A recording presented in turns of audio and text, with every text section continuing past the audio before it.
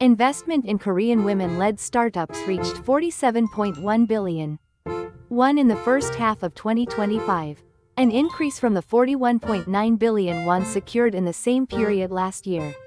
However, a closer look at the data reveals persistent challenges.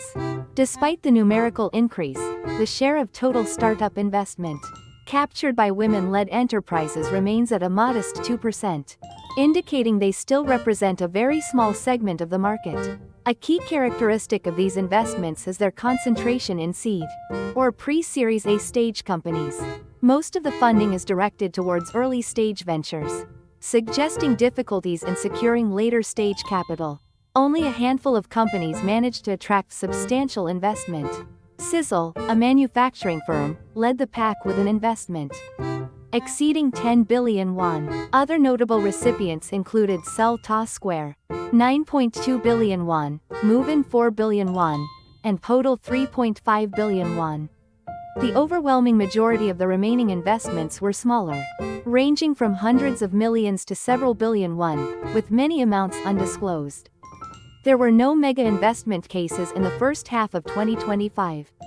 Unlike the 2023 deals for companies like Curly 120 billion won and Music Cow 60 billion won, nearly half of all women-led startups receiving investment are concentrated in consumer technology, encompassing sectors like beauty, fashion, pet care, wellness, and other lifestyle-related services, accounting for 40% of the total.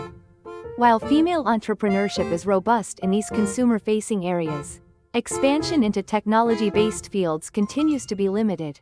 Although some women-led companies are venturing into high-growth, potential technology and B2B sectors such as software and healthcare, their overall proportion remains low.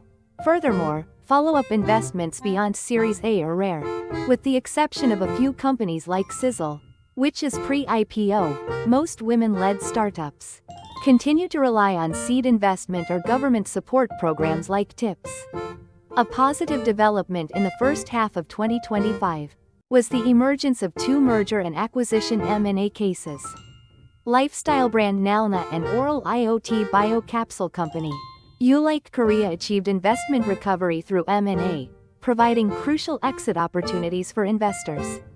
While the numerical increase in investment for women-led startups is encouraging, the market still faces structural issues. The strong concentration in early-stage funding without significant large-scale investments limits their overall market presence. While initial funding through programs like TIPS is relatively accessible, the transition to sustained private investment and advanced growth stages remains a significant hurdle.